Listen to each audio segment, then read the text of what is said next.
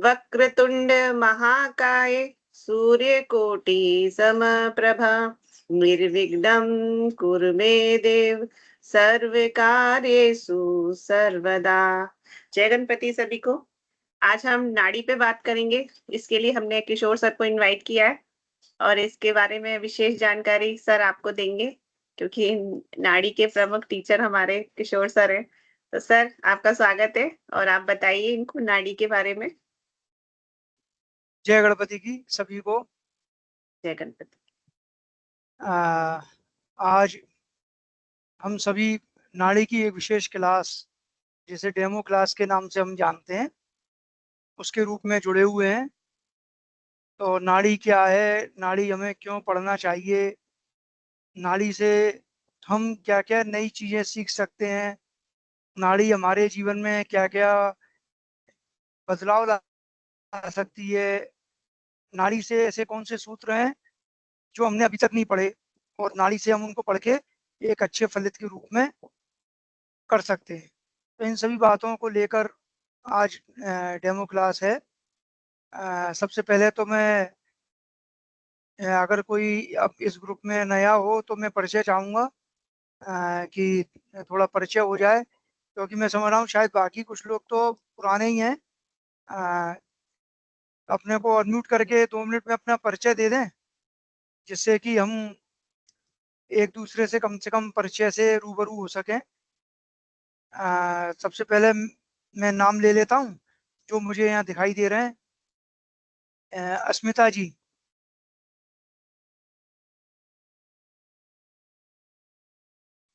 Sir ये ज्योतिष प्रवीण में एडमिशन ले चुकी हैं।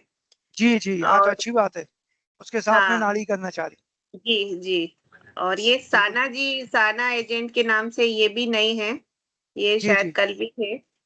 और एक श्वेता जी हैं, इन्होंने अपना नंबर नहीं दिया और मुझे कॉल भी नहीं किया दोबारा से, तो इनसे भी मेरी रिक्वेस्ट है ये कल। साना एजेंट के नाम से उस दिन भी हाँ जब अपना गुरु पूर्णिमा चल रही उस समय बोला भी था कि अपना परिचय दें, तो शायद उन्होंने बताया नहीं था कौन है। जी जी, इसीलिए बोल रही हूँ मैं, जिन लोगों के पहले मेरे को परिचय नहीं मिल पाए। श्वेता जी वैसे मुझसे बात कर चुकी हैं, लेकिन इनका नंबर नहीं है मेरे पास कंफर्म कि ये श्वेता जी का नंबर है, तो वो एक जी बार जी कॉल कर लें जी एडमिशन जी। के लिए। बाकी आप और कोई नया दिख रहा है तो आप देखिए सर। नहीं, भावना मैडम जय गणपति की, वो तो हमारी साथी हैं। नमस्ते मैडम। चारू चारू चतुर्वेदी वही है क्या? चारू कौन है? ये जगह देखिए।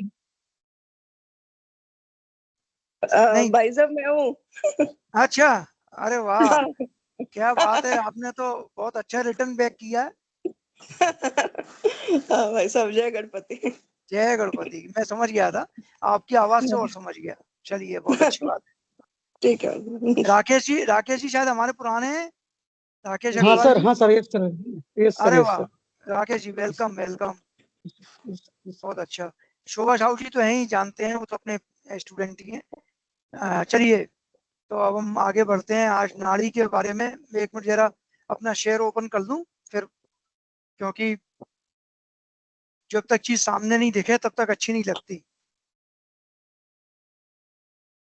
एक सर हैं तोमर सर, नीरज जी के फादर हैं, वो भी उन्होंने एडमिशन लिया है, वो फर्स्ट टाइम आए, उनसे जरूर इंट्रोडक्शन चाहूंगी मैं, और वो अच्छा कैमरा खोल अच्छा के अपना इंट्रोडक्शन दे दें। अच्छा, 1 मिनट, शायद मैं नाम नहीं देख पाया, 1 सेकंड। BS तोमर जी है ना? जी जी जी। हाँ जी, नमस्ते जी। हाँ, नमस्ते नमस्ते सर। मेरा नाम भूपेश सिंह तोमर है जी जी और नीरज नीरज जो है मेरा बड़ा बेटा है, और मैं जो है गवर्नमेंट सर्वेंट से रिटायर हो गया हूँ जी और सर, इस वक्त मेरी एज 69 है। बहुत बढ़िया। किस डिपार्टमेंट में थे सर आप? कैमरा कैमरा खुला मैं है, रेवेन्यू दिख नहीं। डिपार्टमेंट में था। रेवेन्यू में? हाँ, ये अलाउ नहीं कर रहा मेरे को कैमरा, मैं खोलने की कोशिश कर रहा हूँ मगर खुल नहीं रहा वो। अच्छा, कोई बात। इसको चलिए देखता हूँ मैं। बाकी शायद कंचन शर्मा जी, कंचन शर्मा जी शायद जो परसों भी थी, आज शायद वही है। हाँ जी सर, गुरु पूर्णिमा पे भी मिली थी हाँ ये हाँ अपने हाँ पहले। हाँ, बिल्कुल बिल्कुल बिल्कुल। जय गणपति जी, गुरु जी। जय मैं गणपति। आज आई हूँ, मैंने कहा मैं देखती हूँ क्या मैं भी शायद आ जाऊँ। नहीं, बिल्कुल बिल्कुल, मैं बहुत गुरु जी, सुंदर। अभी मैंने ना तीन कोर्सेज में लिया है। आरती मैम ने तो मुझे बोला है कि मैं कर पाऊंगी। अरे बिल्कुल, ज्योतिष में और न्यूमरोलॉजी में, पामिस्ट्री में मैंने लिया है। तो कोशिश है कि मैं कुछ कर लूँ अच्छा आगे लाइफ में। नहीं नहीं, बहुत बहुत अच्छे, कोशिशें ही कामयाब होती हैं। जी बिल्कुल, हाँ, आशीर्वाद बिना चाहिए आप कोशिश, लोगों का। नहीं, बिना कोशिश करें तो कुछ नहीं होता। जी। चलिए, मैं बस एक सेकंड उसको ओपन कर रहा हूँ। सर का आपका मैं, कैमरा खुल गया। हाँ, खुल खुल गया, गया। तोमर साहब के दर्शन दिख रहे हैं।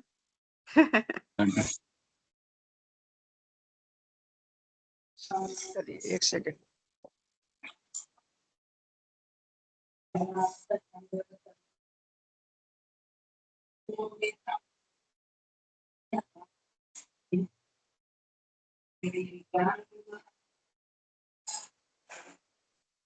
चलिए माइक अब ऑफ कर दीजिए सभी लोग अपने, चलिए सबके अब माइक ऑफ रहे। गणेश वंदना तो आपने कर ली थी, मैं शायद सुन रहा था, जी आरती जी, है ना? जी जी। चलिए, बहुत अच्छी बात है। आज तो उनका दिन भी है, और करना भी चाहिए, चाहे दिन हो चाहे नहीं हो।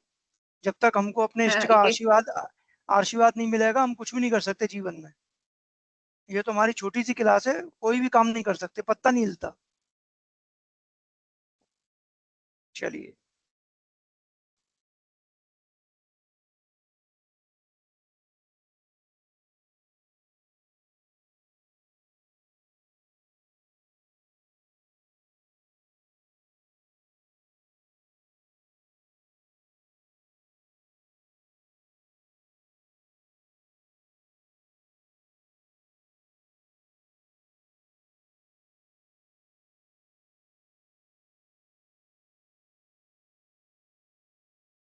स्क्रीन शो हो रही है ना?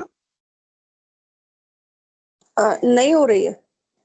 अभी जी नहीं हो सर, पहले रही? हो रही थी, अब प्लेन आ रही है। स्क्रीन तो आ रही है लेकिन प्लेन आ रही है। एक मिनट में कर रहा हूँ।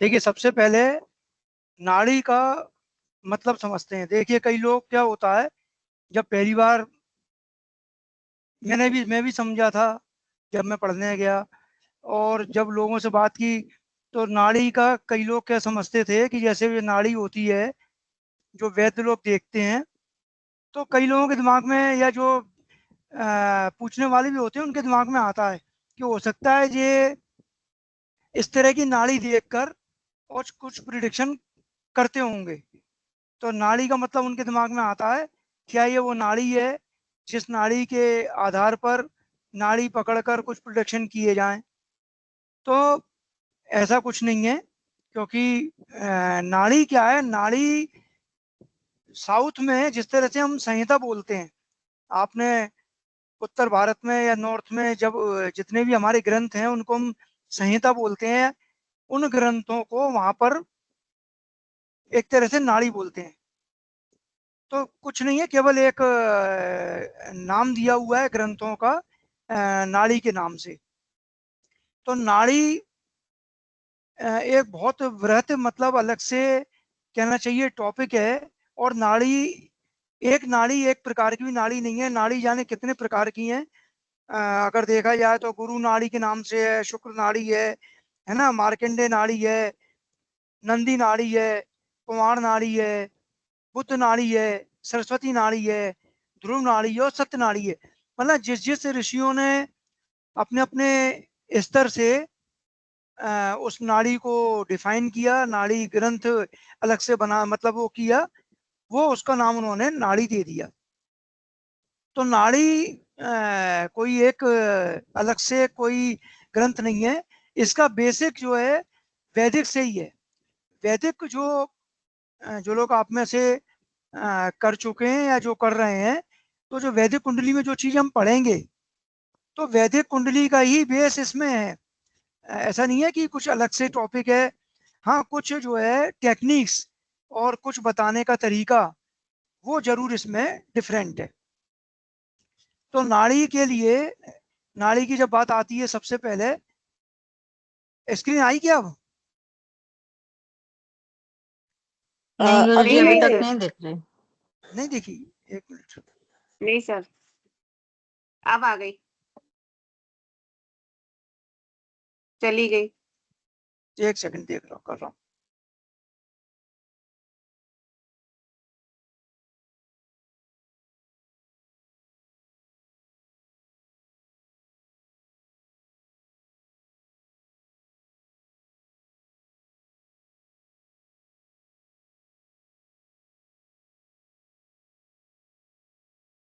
अब आ रही है? सर प्लेन आ रही है, उस पर कुछ आ नहीं रहा। लोड हो रही है सर शायद। हाँ, अब आ रही है। नहीं सर, नहीं। अभी नहीं आई? नहीं देखी? नहीं है। हम्म।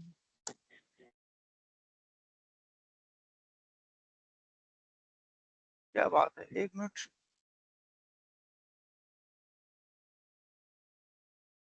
मुझे दिख रही है कि ये दिख वहां पहुंच रही है, लेकिन आप लोगों को नहीं दिख रही, क्या बात? सर स्क्रीन ना प्लेन आ रही है, बिल्कुल वाइट। हाँ, एक सेकंड।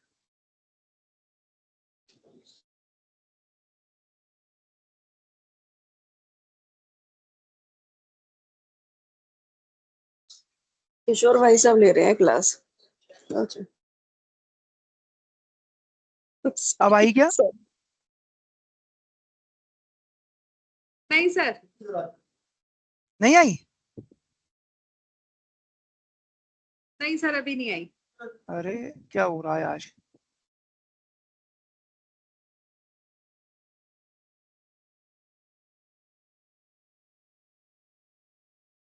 दो मिनट वेट करना, मैं रीस्टार्ट कर रहा हूँ। हाँ।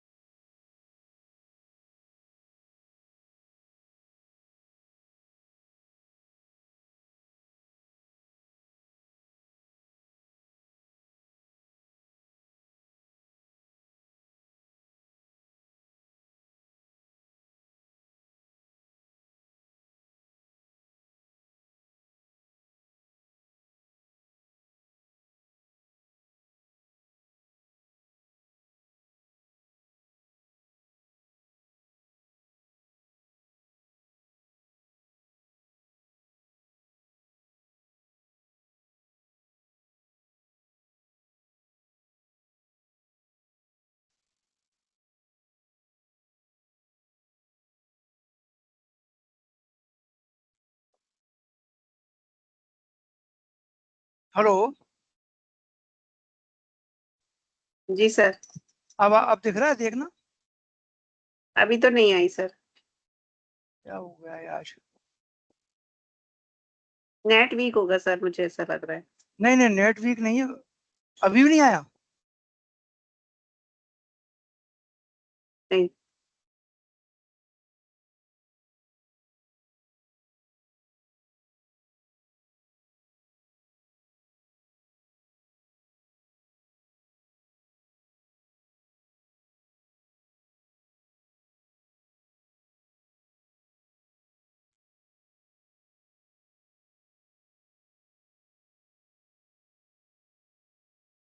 एक सेकंड रुको, मुझे कुछ सेटिंग गड़बड़ हो गई आज लग रहा है। एक सेकंड।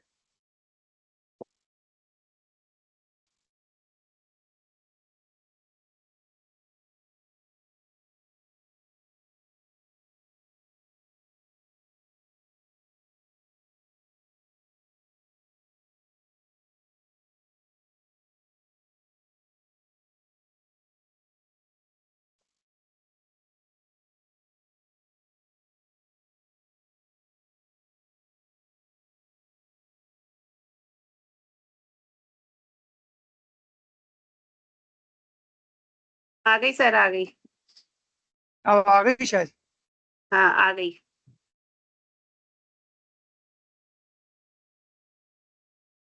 चलिए, देखिए सबसे पहले नाड़ी की बात आ रही थी, मैं नाड़ी के प्रकार बता रहा था।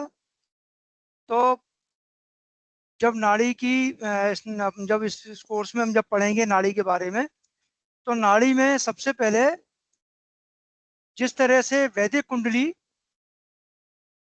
का आधार, जब हम चंद्रमा को लेके आगे पढ़ते रहते हैं, लेकिन जब नाड़ी की बात आती है तो नाड़ी का अगर इतिहास की बात करें तो ये ऐसे शुरू में जो गुरु परंपरा थी, है ना, एक एक एक जो है कोई भी ज्ञान एक गुरु के माध्यम से किसी दूसरी पीढ़ी को दिया जाता था। तो जो सप्त ऋषि थे, जैसे अत्रि, अगस्त्य, जैमिनी, सांगीना, नारद, वशिष्ठ, विश्वामित्र, इन सबके अपने अपने नाड़ी ग्रंथ हैं सभी के। जैसे मैं अभी नाम बता रहा था, तो इन्हीं सभी ऋषियों के अपने नाड़ी ग्रंथ उपलब्ध हैं। संस्कृत में ध्रुवा नाड़ी की एक प्रति प्राच्य पांडुलिपि पुस्तकालय मद्रास चेन्नई में हम उपलब्ध है। ये प्रतिलिपि वहां पर है। इसमें लगभग जो है 2,75,000 श्लोक हैं। उत्तर भारत में नाड़ी को संहिता या होशापुर के नाम से जाना जाता है। जैसे मैंने बताया कि यहाँ पर हम इसको संहिता बोलते हैं। पंजाब में होशियारपुर में विदु संहिता की मूल पांडुलिपि उपलब्ध है। जो थोड़ा सा इतिहास के बारे में बता रहा हूँ कि नाड़ी क्या है। स्विट्जरलैंड के जो मार्टिन जॉर्ज थे, उन्होंने गणपति नाड़ी पर शोध किया था और कई दिलचस्प जो है रहस्य सामने लाए।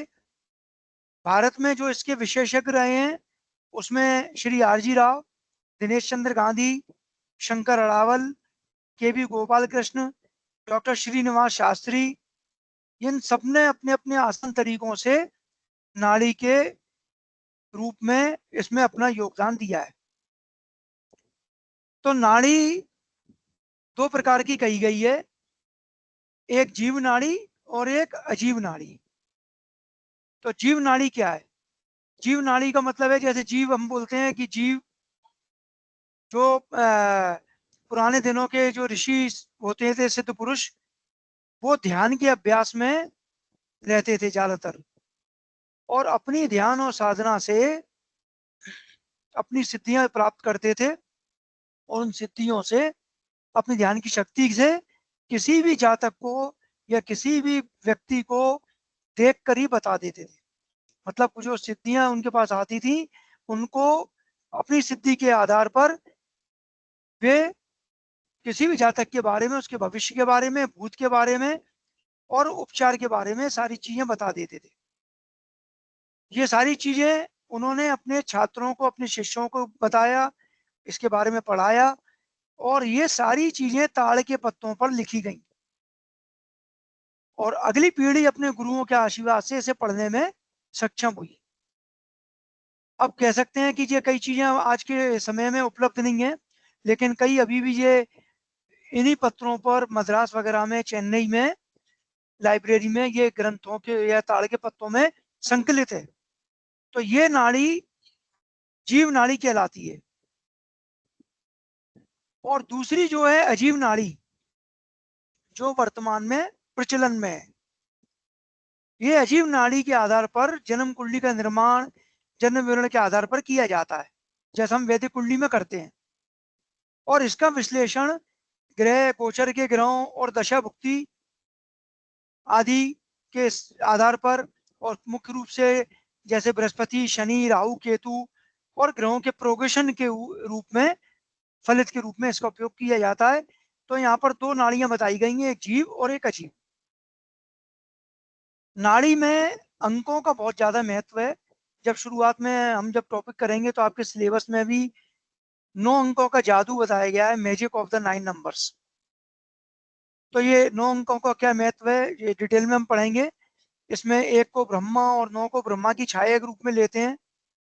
तो किस तरह से इसका नाड़ी में उपयोग है, कहाँ पर किस सिस्टम में है, कौन कौन सी राशियां, जैसे आपके सामने चार्ट दिख रहा है, मंगल की जो स्वामित्व की राशियां हैं, जैसे मेष और वृश्चिक, जिसको हम 1 और 8 से लेते हैं। तो अगर यहाँ पर नाड़ी और 9 अंक का देखिए कॉम्बिनेशन की 1 + 8 = 9। ऐसे ही शुक्र की अगर दो राशियां लें 2 + 7 तो इसका भी 9 आएगा। बुध की राशियां लें 3 और 6 तो इसका भी टोटल 9 आएगा। बृहस्पति, इसकी भी राशियां अगर हम लें 9 और 12 तो ये टोटल 21 होगा। राशियां चूंकि 12 होती हैं तो अगर हम इसको 21 में से माइनस कर देंगे तो भी 9 आएगा। शनि लेंगे 10 और 11, इसका भी टोटल 21, 21 में से यहाँ 12 माइनस कर देंगे तो 9 आएगा। और सूर्य चंद्रमा 4 और 5 तो 9 आएगा। यानी कि यहाँ पर 9 का महत्व जो बताया है, इन राशियों के जो नंबर हैं, राशियों के जो अंक हैं, उनका संबंध 9 से किस तरह से जुड़ा हुआ है। तो 9 की जो व्याख्या है वो तो हम आगे पढ़ेंगे। अब नाड़ी में क्या क्या चीजें और विशेष हैं। सबसे पहले नाड़ी है क्या।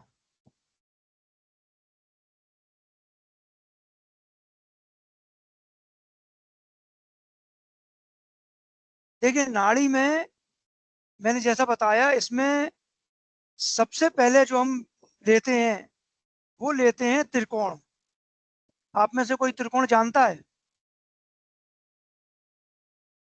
जी गुरुजी। क्या होता है? पहला घर, 5वां घर और 9वां घर। हाँ, 159 बिल्कुल सही। यहाँ पर नाड़ी में पूरी कैलकुलेशन 159 पर ही चलती है। दूसरी बात, राशियां, जैसे हम वैदिक कुंडली में हम सबसे ज्यादा महत्व किस पर देते हैं।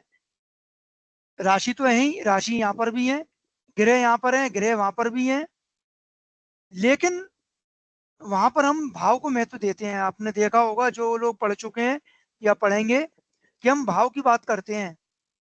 भाव मतलब जैसे पहला भाव क्या क्या चीजें रखता है, कौन कौन से कारक हैं उसके।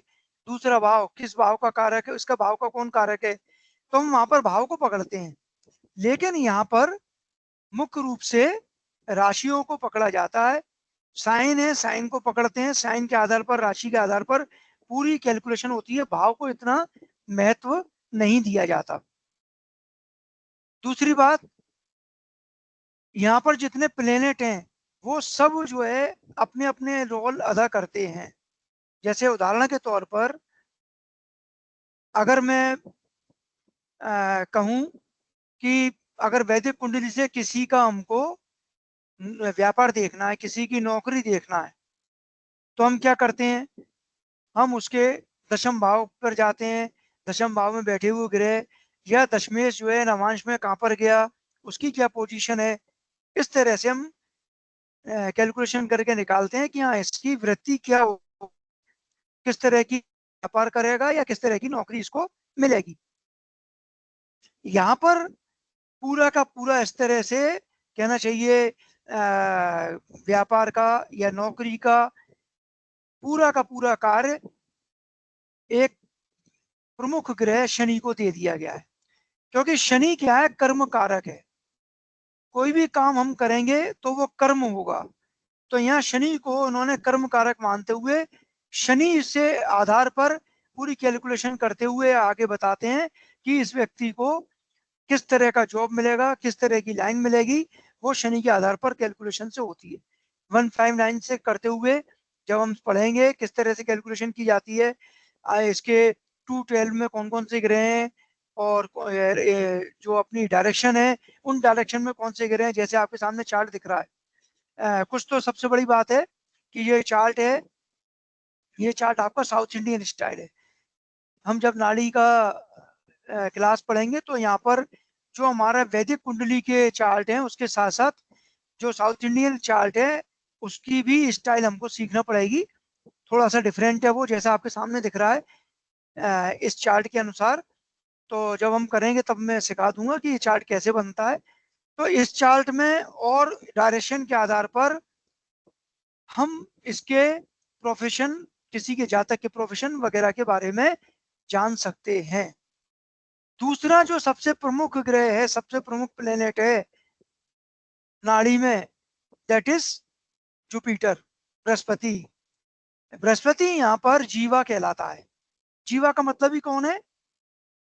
जीव। जीव का मतलब कौन है? जातक, जो जन्म ले रहा है।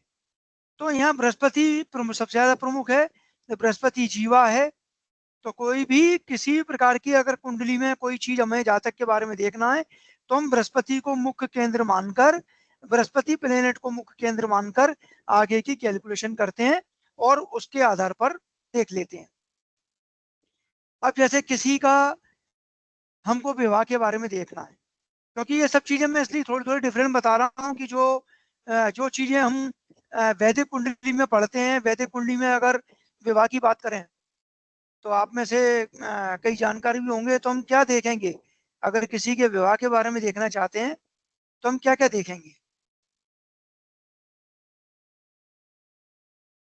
7th हाउस, जी गुरु 7 जी। लॉर्ड, नवमांश। हाँ, 7th हाउस, 7th लॉर्ड और नवांश, ये तीन चीजें हम देख के उसके विवाह के संबंध में, विवाह के बारे में क्या संभावनाएं बनती हैं, होगा तो कैसा होगा, ये सब जान सकते हैं। यहाँ क्या डिफरेंट है कि अगर किसी वर की कुंडली है, किसी लड़के की कुंडली है, एक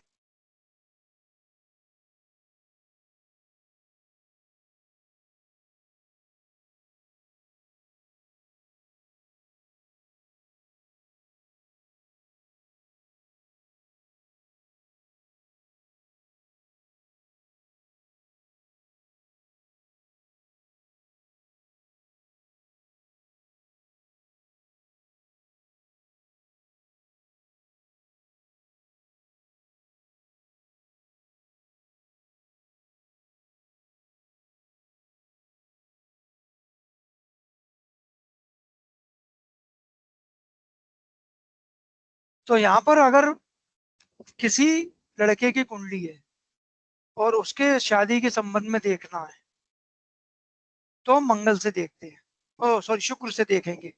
शुक्र को पूरा मुख्य ग्रह मानते हुए फिर उसकी डायरेक्शन और 159 से हम देखेंगे। और किसी अगर लड़की की कुंडली है तो मंगल से देखेंगे। तो कैलकुलेशन करने के और बहुत प्रिडिक्शन निकालने के तरीके बड़े डिफरेंट हैं और बहुत ज़्यादा एक्यूरेट हैं, एक्यूरेसी बहुत ज़्यादा है। मैं किसी एक पद्धति की ना तो पढ़ाई कर रहा हूँ ना उसकी कहना चाहिए कमी बता रहा हूँ, लेकिन कहते हैं ना कि जिस टूल पर आपकी मास्टरी हो, तो जो टूल उसमें जो यूज करने के या कैलकुलेशन करने के तरीके हैं, खासतौर पर प्लेनेट को पकड़कर, तो वो एक्यूरेसी बहुत ज्यादा आती है। अब इसके अलावा जैसे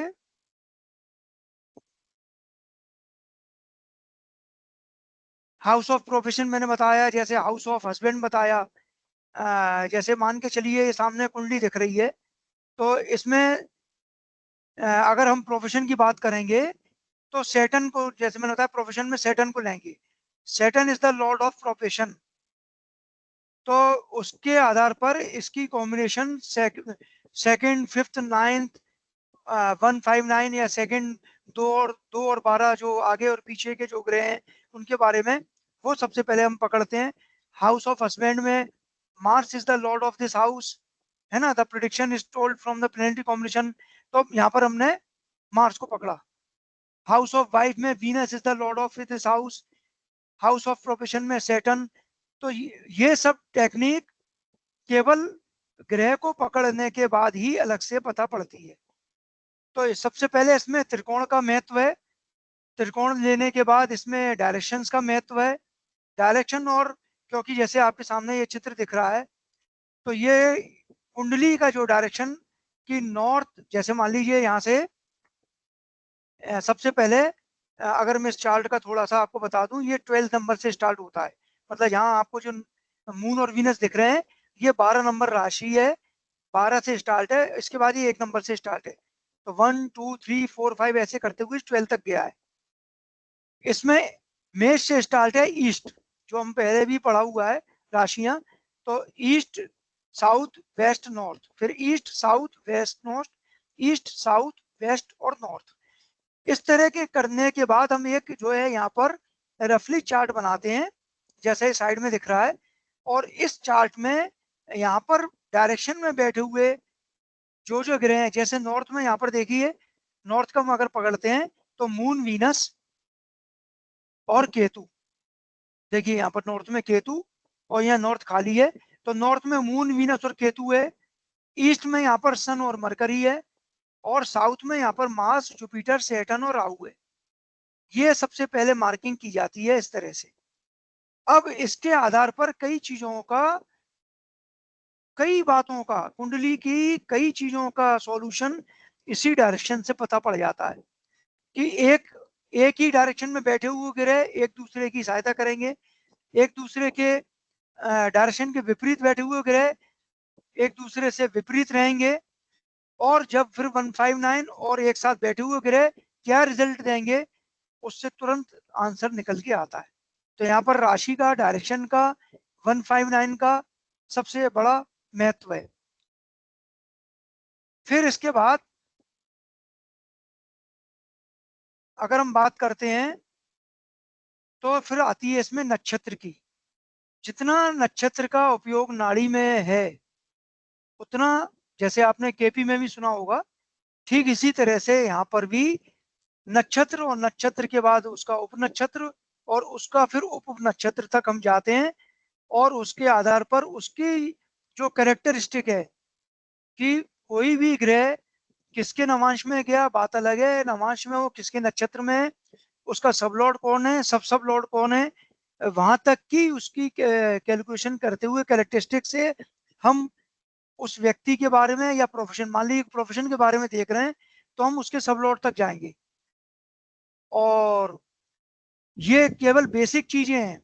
उसके बाद इसमें जो कुछ कंसेप्ट हैं जो आपको बताना बहुत आवश्यक है, जो हमारे जो सिलेबस है इसमें आईकास का, उस सिलेबस में कौन कौन से कंसेप्ट हैं मैं आपको एक एक करके बताता हूँ।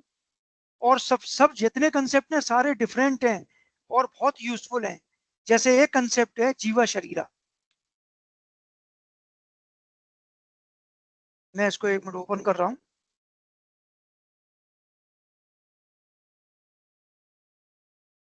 स्क्रीन दिख रही है ना? हाँ, दिखाई दे रही है। जीवा शरीर कितना सुंदर कंसेप्ट है कि आप किसी की कुंडली में से उसका जीवा शरीर निकाल लीजिए, और जीवा शरीर निकालकर आप उसकी पूरी होल लाइफ के बारे में प्रेडिक्ट कर सकते हैं। जीवा यहाँ पर सोल कहलाती है, आत्मा, और शरीर क्या है, बॉडी। तो नाड़ी में क्या है, स्पेशली मीन नाड़ी का है जी, क्योंकि मैंने आपको बताया ना कई प्रकार की नाड़ी है। मीन नाड़ी में जो कंसेप्ट दिया है, हमारे यहाँ के सिलेबस में जितनी भी नाड़ियां हैं उनके कुछ ना कुछ कंसेप्ट लिए गए हैं। मतलब हमारे आईकास का जो सिलेबस है वो मिक्स करके बनाया गया है। आपने एक भृगुनंदन नाड़ी के बारे में बहुत सुना होगा, यूट्यूब पे भी सुना होगा, वो भी एक इसका पार्ट है। तो हर नाड़ी का कुछ ना कुछ कंसेप्ट हमारे यहाँ के सिलेबस में लिया गया है। तो आप देखिए कि नाड़ी में अगर जैसे बात करते हैं जीवा शरीरा की, मीन नाड़ी के अंतर्गत है। फॉर एवरी हाउस एंड कारक प्लेनेट द जीवा एंड शरीरा शुड बी वर्कआउट। किसी भी प्रत्येक हाउस का हम कारक प्लेनेट के आधार पर जीवा शरीरा निकालते हैं। For accurate prediction the jiva and sharira of every house play a vital role and hence they have to be taken into consideration as an additional factor. तो प्रत्येक घर का, प्रत्येक हाउस का कारक ग्रह का जीवा शरीर निकाल लेते हैं, और जीवा शरीर निकालने के बाद फिर उसका जो है दशा सिस्टम में इंप्लीमेंट करके उसके रिजल्ट निकालते हैं। कुछ फंडामेंटल है जब हम पढ़ेंगे कि जैसे जीवा कैसे निकालते हैं। Lord of the nakshatra in which the house lord is posited. जो हाउस लॉर्ड मतलब उस हाउस का स्वामी जहां पर बैठा है, उसका नक्षत्र किसके नक्षत्र में गया है, वो जो है जीवा कहलाता है। ठीक है। उसके कुछ रूल्स हैं अलग अलग कि अगर वो अपने नक्षत्र में तो क्या होगा, दूसरे के नक्षत्र में क्या होगा। ये थोड़े रूल्स हैं जो हम अलग अलग तरीके से पढ़ेंगे।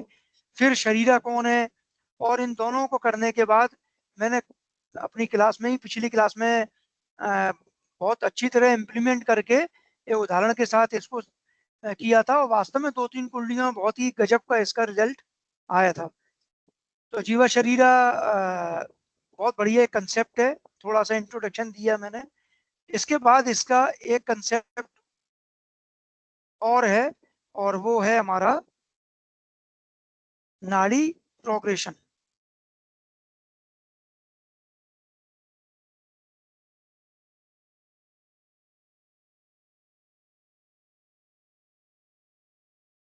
हर ग्रह का यहाँ पर प्रोग्रेशन सिखाया जाता है।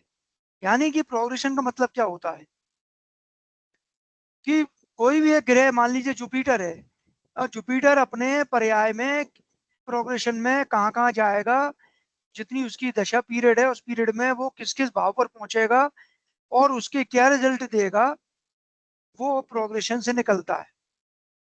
तो ये भी एक बहुत बड़ी टेक्निक है जो प्रोग्रेशन ऑफ द खास तौर पर स्लो मूविंग प्लेनेट, जितने भी हमारे धीमे चलने वाले ग्रह हैं जैसे जुपिटर हुआ, शनि हुआ, इनके प्रोग्रेशन बहुत ज्यादा कारगर हैं। क्यों? क्योंकि तेज चलने वाले का प्रोग्रेशन निकालोगे तो चंद्रमा का तो 2.5 दिन में ही चेंज हो जाएगा। तो धीमे चलने वाले ग्रहों का प्रोग्रेशन निकाला जाता है, खासतौर पर जैसे जुपिटर है, शनि है, और बाकी का भी हम निकालते हैं। तो इसमें खास तौर पर जुपिटर शनि का तो हम करेंगे ही प्रोग्रेशन। किस तरह से प्रोग्रेशन करते हैं, जैसे मान लीजिए जितने भी इसके प्रोग्रेशन है उनको हम पर्याय बोलते हैं। हर राउंड जो है एक पर्याय कहलाता है। जैसे सबसे पहला राउंड जुपिटर का क्या कहलाता है, the first round is always assigned to the sign where Jupiter is placed at birth. Birth के समय पे किसी भी जातक के जन्म के समय पर जुपिटर जिस जगह पर स्थित होता है वो उसका फर्स्ट राउंड होता है। फिर उसकी डिग्री के आधार पर, बर्थ चार्ट में जो डिग्री है उसके आधार पर हम उसकी कैलकुलेशन करते हैं। तो डिग्री के आधार पर फिर निकाल लेते हैं कि ये इस वाले हाउस में कब तक रहेगा, फिर सेकंड प्रोग्रेशन में सेकंड हाउस में कहाँ जाएगा। और जब वो हम वर्तमान पोजीशन लेते हैं, जैसे मैं आज के समय में किसी की कुंडली के प्रोग्रेशन निकालूंगा, तो आज के समय में जुपिटर जिस जगह पर होगा वो उस हाउस के रिजल्ट 100% देगा। आप उसके प्रोग्रेशन से किसी के बारे में कह सकते हैं कि आपके साथ इस समय ये सारी स्थितियां गुजर रही हैं और ये इतने दिन तक रहेंगी। तो प्रोग्रेशन पूरा एक्यूरेट बता देगा कि किस हाउस में किस तरह का कार्य चल रहा है। जो वो ग्रह अपने आधार पर, अपने नेचुरल कारक के आधार पर अपने काम करेगा। तो जुपिटर का प्रोग्रेशन, सैटर्न का प्रोग्रेशन, कई उदाहरण हैं, कई टेक्निक हैं। मून का प्रोग्रेशन, मून किस तरह से अपने प्रोग्रेशन से काम करता है और दोनों के इकट्ठे प्रोग्रेशन से क्या रिजल्ट आता है। तो दूसरी टेक्निक इसमें प्रोग्रेशन हम पढ़ेंगे। इसके अलावा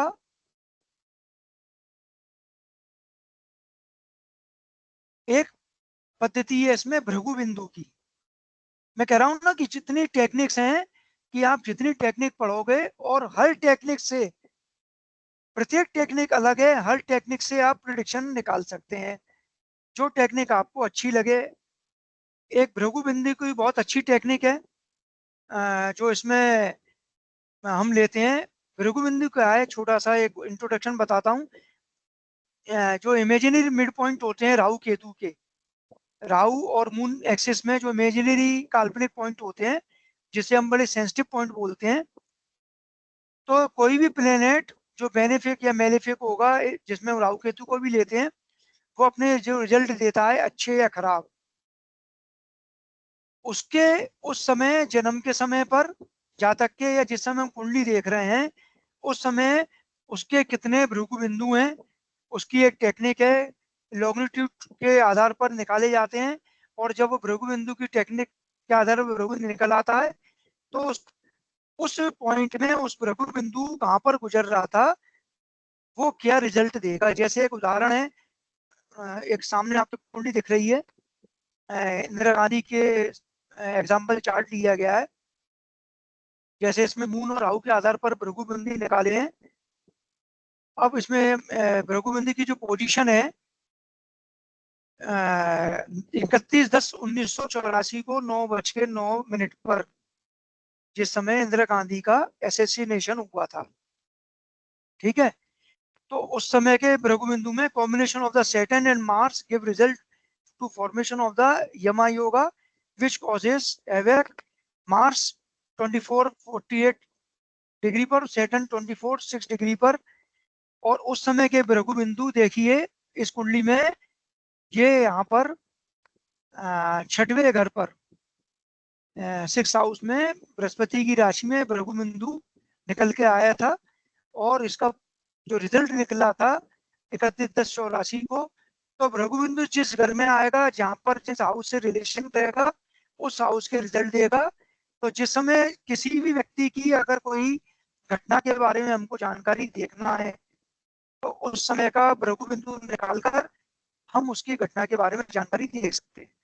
तो ये बहुत प्यारी टेक्निक भृगु बिंदु की। फिर इसमें आता है, सबसे प्रमुख है नाड़ी में, वो है कर्म सिद्धांत।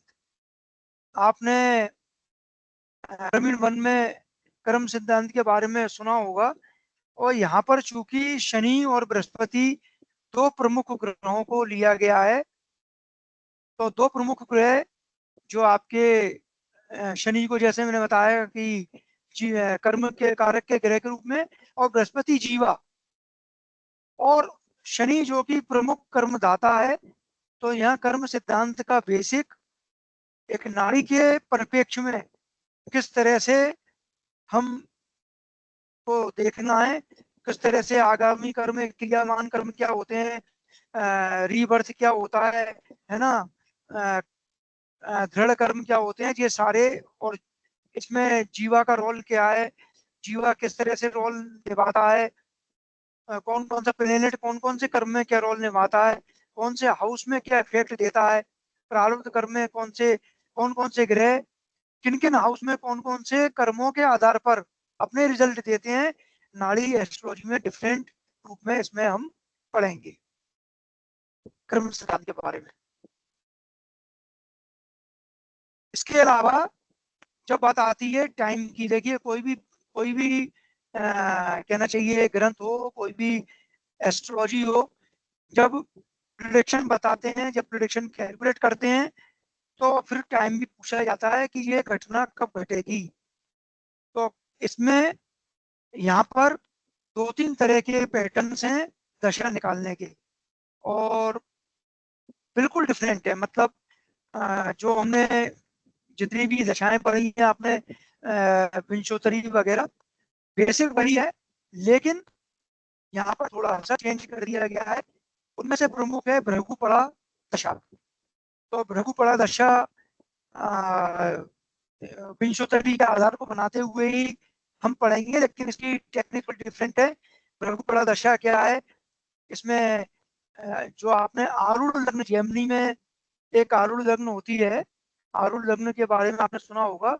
तो यहाँ पर आरूढ़ लग्न का उपयोग करते हुए भृगुपड़ा दशा को हम सीखेंगे, भृगुपड़ा दशा किस तरह से निकालते हैं, और इससे टाइमिंग ऑफ इवेंट पूरा पता पड़ता है कि किस समय पर जो मेन कारक प्लेनेट निकल के आ रहा है उसकी उस समय की भृगुपड़ा दशा किस तरह से निकल के आएगी, किस तरह से इनके रूल्स हैं। देखिए आपके सामने मैं जो चार्ट दिखा रहा हूँ नोट्स अपने, इसमें जो रूल्स हैं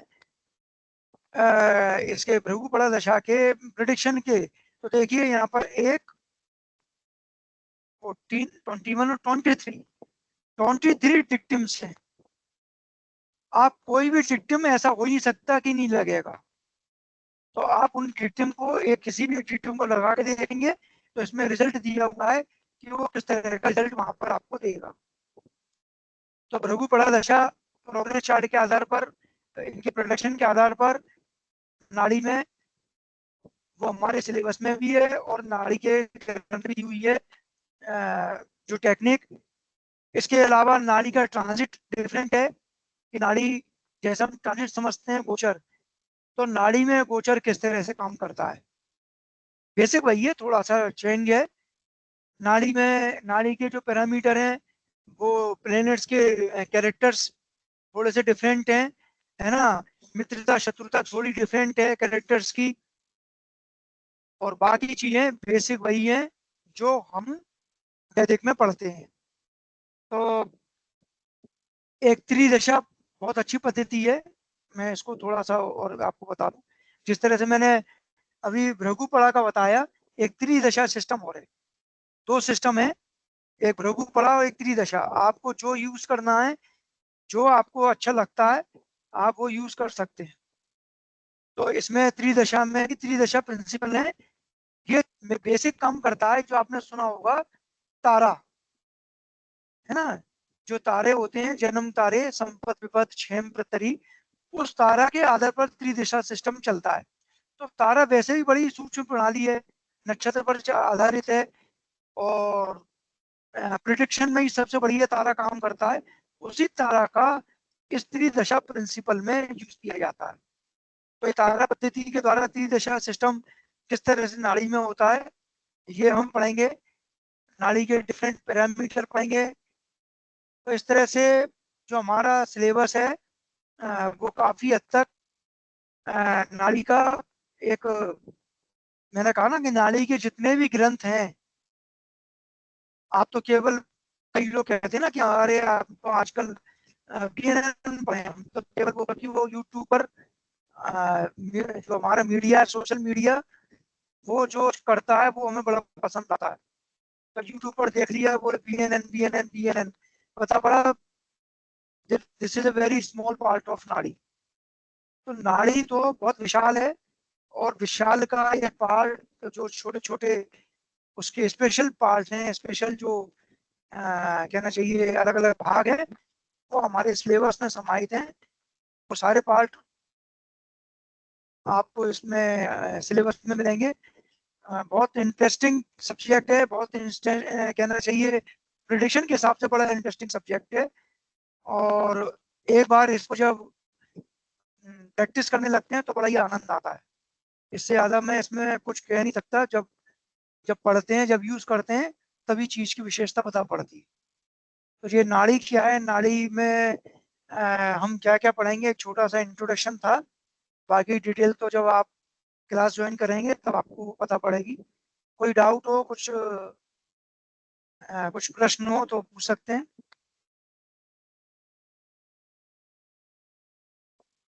सर मैं संजय बिंदल बोल रहा था। जी। मैं ये पूछ रहा था कि सर जैसे अभी मैंने तो प्रवीण 1 में लिया है, अब प्रवीण 1 के कॉन्सेप्ट ही मेरे को क्लियर नहीं है, मतलब क्योंकि मैंने फर्स्ट टाइम इस एरिया में वेंचर कर रहा हूँ। तो अभी नाड़ी लेना तो या कोई और लेना तो फिर उपयुक्त नहीं होगा, बिकॉज वो दोनों का रिलेशनशिप भी नहीं समझ में आएगा और ओरिजिनलिटी भी नहीं समझ में आएगी। नहीं, मैं आपको क्लियर कर देता हूँ। देखिए, मैंने कहा ना कि दोनों का जो है पैटर्न बहुत हद तक समान है, थोड़ी टेक्निक डिफरेंट है। अगर आप साथ साथ करोगे तो उसमें ज्यादा समझ में आएगा। जैसे मान के चलिए, उदाहरण के तौर पर प्रवीण 1 में आप जो है कर्म सिद्धांत पढ़ेंगे, ठीक है। जी जी अब उसी कर्म सिद्धांत की और डिटेल मैं पढ़ाऊंगा, तो आपके जी लिए वो एक बार में दो चीजें हो जाएंगी। मतलब कहना चाहिए ना कि वो आपका सोने पे सुहागा हो जाएगा, कि वो कर्म सिद्धांत आपका वहां पर एक टॉपिक आपने पढ़ा और यहाँ डिटेल पढ़ लिया, तो वो आपके लिए बहुत अच्छा होगा। और एक ही साथ में आप दो चीजों को, दोनों के कंसेप्ट को मिलाकर पढ़ते हुए चलेंगे, तो वो ज्यादा बेटर रहेगा। क्योंकि इसमें ऐसा नहीं है कि आपको जो है प्रवीण वन करना या प्रवीण करना बहुत ज्यादा आवश्यक है, आप साथ में करेंगे तो ज्यादा बेटर रहेगा। तो इसके भी सर दो वो है जैसे इसमें प्रवीण और विशारद अलग अलग है या केवल एक ही टाइम का है ये? नहीं, विशारद प्रवीण विशारद इसमें, इसमें प्रवीण, जैसे प्रवीण में प्रवीण वन और प्रवीण टू जी है ना। 6 माह में आप प्रवीण वन करते हैं और अगले जी 6 माह में प्रवीण टू करते हैं। जी यहाँ पर आप 6 माह में केवल नाड़ी प्रवीण करेंगे और जी। अगले 6 माह में नाड़ी विशारद करेंगे। अच्छा मतलब ये भी एक साल का कोर्स है पूरा? ये एक साल जैसे कि में ये दो टोटल साल नाड़ी का हो है जाता है। तो हाँ, ये वो 2 साल का है, ये 1 साल का है। यहाँ अच्छा 1 जी साल में नाड़ी विशारद हो जाता है। जी जी। नाड़ी ठीक है विशारद सर। में इसी के आगे का कंटिन्यूशन है। जैसे प्रश्न नाड़ी है ना, और आपका मेडिकल नाड़ी है, वो जी नाड़ी विशारद में। ठीक है sir, thank you sir, thank you so much जी सर। जी जी जी। सर क्या और वीक में एक क्लास होगी कि दो होंगी? एक क्लास, केवल एक क्लास एवरी वेडनेसडे, अच्छा जी सर, आज ही के दिन। जी जी। कर पाएंगे सर हम? अरे आपका तो मैंने कहा ना, आरूढ़ आर्या जेमिनी की आप टीचर हैं, क्यों नहीं कर जी जी पाएंगे। देखिए, दुनिया में कोई काम करते हैं। मुश्किल नहीं है, जी दुनिया सर, में कोई काम मुश्किल नहीं है, बस मन और इच्छा, दो चीजें होना चाहिए। जी अगर सर, आप, वो आपके साथ हैं तो आप कुछ भी कर सकते हैं। जी सर, और किसी भी नई चीज को पढ़ने में और समझने में मैं समझता हूँ ज्यादा अच्छाई है, क्योंकि जी अपने पास एक टूल आ जाता है। मैं कई बार क्लास में भी कह चुका हूँ कि हमें एक सैनिक की तरह होना चाहिए। एक सैनिक के पास जब वो युद्ध पर जाता है तो उसके पास सारे टूल होते हैं। वो ये नहीं कह सकता कि मेरे सामने कौन सी परिस्थिति आ जाए तो पता पड़े मुझे बंदूक नहीं आती, कोई कहेगा मुझे जो है चढ़ना नहीं आता, कोई कहेगा मुझे तैरना नहीं आता। पता पड़े ऐसी परिस्थिति आ गई कि तैरना, तो वो कहेगा सैनिक कि मुझे तो केवल दौड़ना सिखाया गया, तैरना नहीं सिखाया, तो वो अच्छा सैनिक नहीं है। इसी तरह एक एस्ट्रोलॉजर, उसको सारे टूल आना चाहिए। क्या मालूम किस परिस्थिति में अपने पास ऐसा कोई व्यक्ति आ जाए जिसके हम अपनी विद्या का उपयोग उसके भलाई के लिए कर सकें। तो जितने टूल हमारे पास होंगे उन टूल का हम उपयोग कर सकें। जी सर, ठीक है सर, कोशिश करते हैं। नहीं नहीं, बिल्कुल कोशिश है, काम आए। जी राधे सर, राधे गुरुजी। जय राधे राधे गणपति। जी, जय गणपति जी। गुरुजी मुझे बस एक कंफ्यूजन था, जैसे हाँ बता। केपी और नाड़ी कौन सा सीखना थोड़ा मतलब अच्छा रहेगा अभी के लिए, जैसे प्रेडिक्शन वगैरह देना हो, कौन से आपने एक्यूरेट प्रेडिक्शन? आपने आपने अभी क्या किया है कोर्स को, आप प्रवीण में नहीं कर रही जी। नहीं, प्रवीण मेरा प्रवीण नहीं हुआ, मैं आईकास्ट के बारे में मुझे अभी पता चला, पर मैंने एक एडवांस का कोर्स किया हुआ है किसका, किस चीज का? ज्योतिष मतलब एस्ट्रोलॉजी एडवांस का, तो कहाँ से थोड़ा किया बहुत है? पता है। अकल गुरुकुल। अच्छा अच्छा, तो बेसिक तो आपके क्लियर है ना, राशि हाँ जी, साइन ये सब हाँ हाँ जितने तो आप मालूम है ना। हाँ जी। ये नक्षत्र 27 है, नक्षत्र के नाम, ये ग्रह के ये मालिक है, ये हाँ मुझे हाँ, तो मतलब पता है। देखिए, देखिए मैं आपको बता देता हूँ। केपी हमारे यहाँ चलता है और नाड़ी चलता है, दोनों चलते हैं। नाड़ी जो है आईकास का सिलेबस वाला कोर्स है, मतलब अगर आप नाड़ी में आएंगे तो आप यहाँ से, आपको जो यहाँ का कहना चाहिए डिप्लोमा मिलेगा वो आईकास से मिलेगा, और परीक्षा भी होगी आईकास के थ्रू, ऑल इंडिया लेवल की। ठीक है। जी जी। जैसे अभी आप एडमिशन लेंगे तो आपकी दिसंबर में परीक्षा होगी नाड़ी की, और डिप्लोमा भी आपको आईकास से मिलेगा। केपी का हमारे यहाँ ग्वालियर चैप्टर कराता है, हमारी जो समिति है ज्योतिष जन कल्याण समिति, उसके द्वारा होता है, और उसका सर्टिफिकेट आपको ज्योतिष जन कल्याण समिति से मिलेगा। ये दोनों में डिफरेंस है, दोनों पद्धति अलग हैं। आपकी जो इच्छा करे आप उस पद्धति के तहत अपना नहीं बस अध्ययन कर सकते हैं। आप चाहे तो दोनों भी कर सकते हैं, क्योंकि नाड़ी की परीक्षा आईकास लेगा और ये परीक्षा हमारी लोकल लेवल की हो। नहीं, बस अभी 2 कोर्स से मैं ज़्यादा करना नहीं चाहती, अभी प्रवीण हाँ में एनरोल करूँगी। तो जी मैं जी, जानना चाहती हूँ कि कौन-सा कोर्स लूँ कि मेरी प्रेडिक्शंस और मतलब जो भी मतलब करूँ वो थोड़ा एक्यूरेट आए? देखिए ऐसा है कि कोई भी ये कैसे कह सकता है कि आप ये वाला लीजिए, हमारे लिए सब अच्छे हैं। ये आपकी आपकी इच्छा और आपके जो कहना चाहिए आपकी रुचि के अनुसार उसी पर निर्भर करता है। दोनों टेक्निक डिफरेंट हैं, दोनों टेक्निक अच्छी हैं। जो टेक्निक से जिस तरह से अपना यूज कर सकता है, मैंने पूरी डिटेल आपको बता दी। आज नाड़ी की जो आपको डेमो दी है, इसमें जितना आपका सिलेबस है सबके बारे में, टॉपिक के बारे में थोड़ा थोड़ा इंट्रोडक्शन मैंने दे दिया है। आप चाहें तो अगली और क्लासेस भी ले सकती हैं जब बेसिक स्टार्ट होगी, उसमें भी कोई बुराई नहीं है, लेकिन निर्णय तो आपको करना पड़ेगा। मैं इसमें नहीं बता सकता कि आप ये ले लीजिए। Okay Guruji, thank you. Sir सबसे पहले मुझे लगता है ज्योतिष प्रवीण करना चाहिए, जिससे हाँ बेसिक बहुत अच्छा हो वो जाए। तो वो तो मैंने पहले ही कहा था कि देखिए बेसिक प्रवीण तो बहुत जरूरी है। हाँ, वो जी। तो मैं करूँगी, वो तो मुझे चाहिए, पर उसके साथ में और एक कोर्स लेना चाहती हूँ, पर इस दोनों में मैं बस कन्फ्यूज़ हूँ कि कौन-सा लेना। वो आप चॉइस कर लीजिए, क्योंकि मैंने बताया ना कि इसकी भी पटरी जो है प्रवीण के साथ चलती है। ये वाली ट्रेन दोनों एक ही पटरी पर चलती हैं। कई सब्जेक्ट कई टॉपिक आपके यहाँ पर कवर होते हैं, तो आपके लिए वो बेनिफिशियल हो जाता है। जैसे कर्म सिद्धांत है ना, आपका राशियों के बारे में है, ग्रहों के कैरेक्टरिस्टिक्स के बारे में, तो बहुत सी चीजें कॉमन है। मैं भी यहाँ पढ़ाऊंगा, वहाँ कोई दूसरा टीचर पढ़ाएगा प्रवीण में, तो वो आपके लिए डबल काम होगा। Okay sir sir. केपी में सॉफ्टवेयर भी है अलग। हाँ अच्छा, तो केपी कितने दिन का कोर्स है सर? वो भी 6 महीने का ही वो भी है। 6 महीने का ही। उसका कोई विशारदा लेना पड़ता है या 6 महीने में कंप्लीट हो जाता कल है? उसका डेमो करेंगे तो आपको बता देंगे, शायद कल डेमो है उसका, ओके मैम, ठीक है, है ना। Thank you. हाँ, मैं आप कल अपना से नंबर मुझे आप अपना नंबर मुझे नोट करवा दीजिए, मेरे को आपका नंबर कहीं मिस हो गया है। मैम आप मेरे व्हाट्सएप पे हैं, मैं आपको व्हाट्सएप पे अभी हाय भेज देती हूँ। हाँ, आप भेज दीजिएगा, ठीक है। मैं आपको थैंक यू। अच्छे से बता दूंगी बाद में। Okay ma'am, thank you. किसी और का इंटरेस्ट हुआ था, किसने मेरा किया ही था? मेरा ही क्या हुआ था सर? अच्छा अच्छा, ठीक ठीक। और कोई नहीं, डाउट किसी को कुछ पूछना? नीलम जी थी शायद, नीलम जी का भी हुआ था। नीलम, सर मैंने हाँ सर मेरे से हो गया था वो, मेरा कंफ्यूजन वही था कि मेरा तो अब की बार वो है ना आपका तो बात कंफ्यूजन, वास्तु हाँ आचार्य, तो आप सर तो मेरा आपका वो तो, कंफ्यूजन था वो आपने दूर कर ही दिया था, तो वही अच्छा, कंफ्यूजन था मुझे। चारू जी कुछ कह रही हैं, बताइए।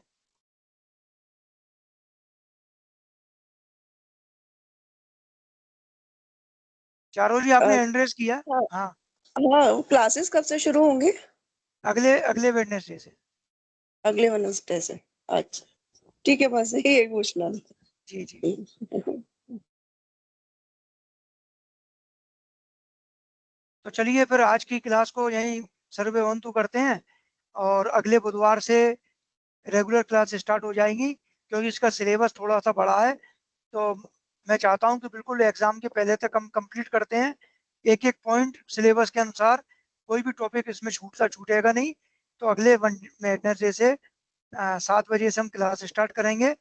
आप लोग आइए, आपका सबका वेलकम है। तो सर्वेवंतु के साथ आज की क्लास को, डेमो क्लास को विराम देते हैं।